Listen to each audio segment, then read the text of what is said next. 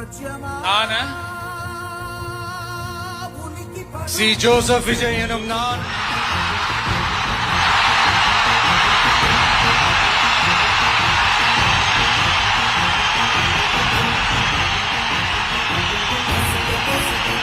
சட்டப்படி அமைக்கப்பெற்ற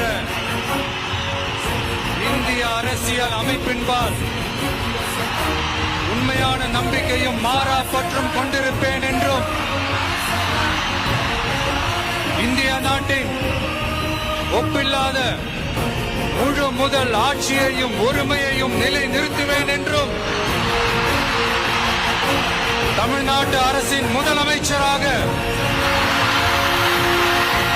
உண்மையாகவும் உளச்சான்றின்படியும் என் கடமைகளை நிறைவேற்றுவேன் என்றும் அரசியல் அமைப்பிற்கும் சட்டத்திற்கும் இணங்க